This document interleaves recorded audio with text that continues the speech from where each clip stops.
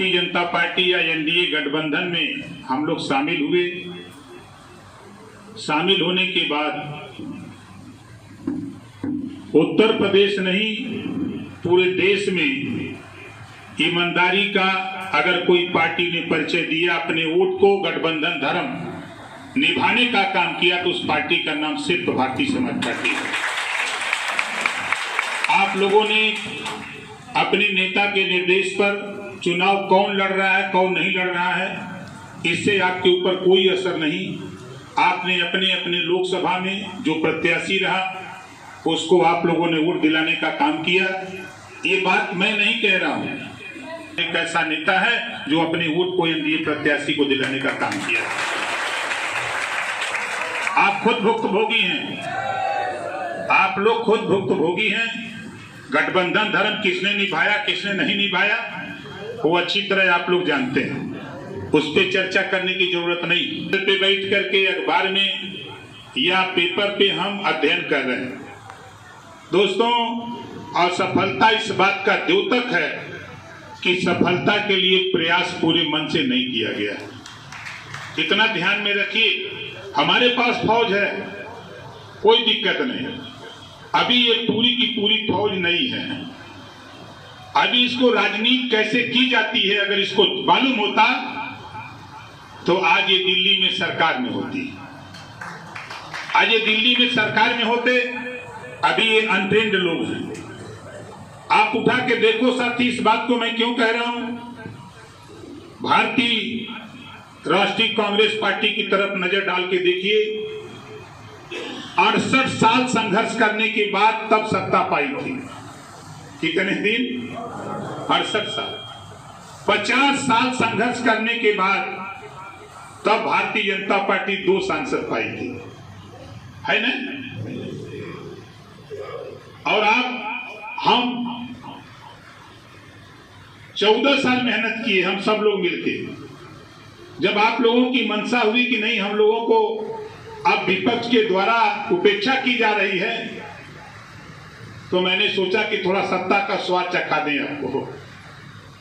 तो फिर जबरी में आपको सत्ता में ले गया, आप लोगों की भावनाओं को देखते हुए।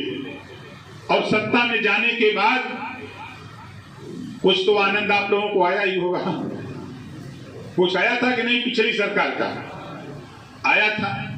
फिर सत्ता से हटे तो आपको निराशा आई। सत्ता से हटने के बाद आप बताओ, पार्टी बढ़ी कि घटी? जोर से बोलो। कितने लोगों को समझ में है कि सत्ता से बढ़ी? जरा हाथ उठाइए। बढ़ी ना? अब चुनाव हम लोग लड़े दूसरी पार्टी से। देश में एक इतिहास है, देश में प्रदेश में एक इतिहास है कि विरोध में लड़ने वाली पार्टी फिर सत्ता की पार्टी में जाके मंत्री बन गए। बोलो सही है कि गलत? हम लोग सत्ता के विपरीत लड़े और सत्ता में फिर चले गए। अब आप सोचो, हमारे एक दुश्मन नहीं है। कल तक तो 1 लाख से ज्यादा गरियाते थे लोग, और वो हमारी बिरादरी के ज्यादा गरियाते थे पहले। अब वो संख्या घटते घटते 1000 में आ गई है। वो संख्या घटते घटते 1000 में आ गई है। लेकिन वो 1000 बहुत मजबूत लोग हैं। वो 1000 लोग बहुत मजबूत हैं। और सबसे पहले जितने भी पिछड़े समाज के नेता हैं, चाहे वो किसी जाति का हो, पिछड़े और दलित समाज का, अल्पसंख्यक समाज में या सामान्य वर्ग में, किसी जाति का हो, जो राजनीति करता है वो ओम प्रकाश राजभर को खत्म करना चाहता है। वो ओम प्रकाश राजभर को खत्म करना चाहता है। आपको इस बात की भनक नहीं है, लेकिन भनक मुझे है। इस नाते खत्म करना चाहता है। आप उसको प्रधान नहीं बनने दे रहे हो, आप उसको क्षेत्र पंचायत नहीं बनने दे रहे हो, आप उसको जिला पंचायत नहीं बनने दे रहे हो, आप उसको एमएलए और एमपी बनने के लिए बाधक बन गए हो। तो बताओ दुश्मन छोड़ेगा कहां? वो हमेशा पूरी ताकत से लगा है। और हम सोच रहे हैं कि दुश्मन खत्म हो गया, दुश्मन बचा है, एकदम चुनिंदा है। अब दुश्मन से टकराना है, और दुश्मन से टकराने की कुवत आपको बता दूंगा, किसी में हो ना हो, लेकिन ओम प्रकाश राजभर के पास तो है। ऐसे सभी ओम प्रकाश राजभर का विरोध करने वाले लोगों को जमीन में दफना के दिखाऊंगा, घबराओ नहीं। 5 साल खाली इंतजार करो, थोड़ी सी ताकत पैदा करो, थोड़ी सी ताकत पैदा करो। ऐसे लोगों की औकात ना दूंगा मैं। हमारी बात बहुत कड़वी होगी। इन लोगों को घमंड है कि ओम प्रकाश राजभर बनने के लिए भगवान राम की तरह 14 साल वन में भटकना पड़ेगा। यहाँ जितने लोग हो, आप बताओ कोई गांव, कोई पूर्वा 14 साल में ओम प्रकाश राजभर न गए हो? अब हम देने लायक बनने जा रहे हैं। अभी तो हम गांव में आपको समझा रहे थे, अब हम आपको ले आए हैं। दुश्मन के छाती पर चढ़ के हम आपको हिस्सा देने जा रहे हैं। बता देना उन लोगों को जिन लोगों ने कल तक पूरे समाज को गाली दी जाती थी, कल तक पूरे समाज को गाली दी जाती थी, तो हम लोग नहीं बोलते थे, हम लोग बर्दाश्त करते थे और साथ देते थे। अब आज तरह तरह की बात करते हो, घबराओ नहीं। ये वो फौज है कि पूर्वांचल में जो चाहूंगा वही ये फौज करेगी, तुम्हारे औकात नहीं है। तुमने जो किया अच्छा किया, तुमने जो किया अच्छा किया।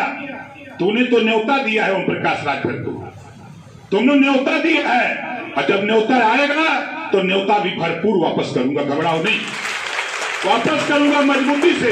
याद कर लेना, क्योंकि ये जानते हो कि जब शेर जगता है ना, तो फिर किधर वार करेगा कोई पता नहीं। इतना मैं आपसे कहूंगा सभी साथी जिम्मेदार लोगों, देखो अब राजनीति सिखाने निकला। अभी तक तो मैं आपको संगठन चिल्लाता था, अब राजनीति की तरफ ले चलता हूं। एक और एक जोड़ोगे तो 2 होगा। इसको गरीब कहते हैं। क्या कहते हैं? गरीब। अब बताओ कितने लोग राजनीति करना चाहते हो? हाथ उठाओ, राजनीति करना चाहते हो। अब 1-1-11 करना है। 1 के आगे 1 लिखोगे तो क्या होगा? इसी को राजनीति कहते हैं, इसी को राजनीति कहते हैं, इसी को संगठन कहते हैं, इसी को ताकत कहते हैं। और आज से यहाँ आए हुए लोगों, अपने दिमाग में गांठ बांध लो कि जो तेरे समकक्ष है, नाई गोड़ पाल प्रजापति बिंद केवट मल्ला राजभर चौहान पाल प्रजापति कुमार नाई गोड़ जुल्हा दुनिया सारी साई दर्जी फकीर ब्राह्मण राजपूत भूमिहार यादव पटेल मौर्य साक्य सैनी, उनके बीच में जाने की कोशिश करो। अभी यहां बैठे हुए लोगों, तेरी दुर्गति का कारण आप खुद हो, दूसरा कोई नहीं। आपने बार बार मैं समझाता हूं, लेकिन आप भूल जाते हो। लेकिन अब भूलने नहीं दूंगा, अब आपको भूलने भी नहीं।